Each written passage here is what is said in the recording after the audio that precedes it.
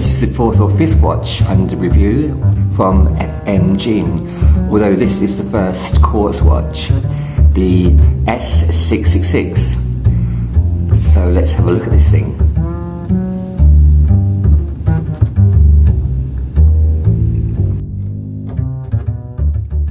Good day to you all, and welcome back to another review on BBW.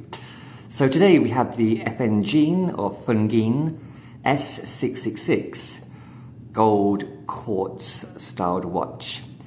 Basically this is as gaudy as you can get, with that dragon emblem which is applied to the centre of the dial there, which takes up the whole dial, those two fake rubies as eyes. And let's go over the basic specs for this first. So you have a pretty standard 40mm diameter across that dial, with a 50mm lug to lug and 20mm lug width there. So quite standard measurements there. The width or the depth itself from the base to the flat mineral crystal on top is 11mm with a 5mm crown. The material itself, even though it's quite a hefty thing, this weighs 95 grams with an especially light strap. It does have quite a heft, which I'm not quite sure why, because it is just a quartz watch. The material is obviously going to be an alloy, which is going to be plated, chrome plated in the gold. It's quite a nice coating. Incidentally, this does cost just $10 shipped and packaged, as usual, from Shenzhen in China. So again, quite a heft to it, which I like. The basic styling is meh. It's quite bland, nothing special about it at all. The crystal, you're going to get a mineral crystal for your $10 there. Going into the dial there, what can we see? Apart from that really gaudy dragon emblem, because it is a Chinese brand, a Chinese watch, you have a silver backing there, and I've noticed there, you can't see it so clearly here, but once it's on the wrist and in the light, you have what looks like a musical note there. I'm not sure what that is. Outside of this dragon emblem, you have applied indices at the hours and printed minute markers all around. I guess you've got a kind of sunburst on that dial, as much as you can see within that dragon.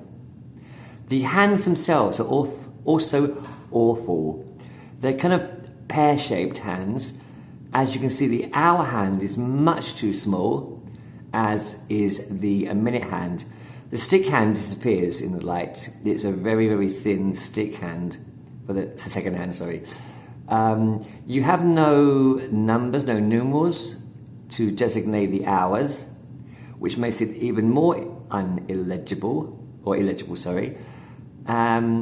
So my main gripe with this is, because of that dragon and because of those small hands, it's really quite unintelligible, in any kind of light. Under the camera here, it's not too bad, but in real situations, once it's on the wrist and you're outside, I promise you won't be able to tell the time, and you won't want to look at that thing for too long, trying to guess what the time is. The other details are, outside you have a stainless steel bezel, stainless steel back with a stainless steel bezel. Is that stainless steel bezel?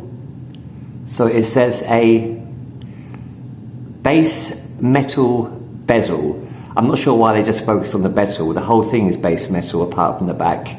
So it's an alloy casing there. The water resistance is to 100 feet or 30 meters, which is pretty standard. And it is a press-on, pull-off case cover there, although it is stainless steel. I don't know why this does have as much heft as it does. It shouldn't have that much heft, but I do like a bit of heft, but it doesn't make up for all the flaws that this watch has. I'm not sure what the movement is. It's quite accurate for does. It doesn't hit all the markers exactly. Pretty good. Let's try that minute hand jump there. So positioning the minute above the 12, and I'll give it 3 attempts. 1, 2, 3. Oh, try that again. 1, 2, 3. No jump. Thumb and finger now. 1, 2, 3.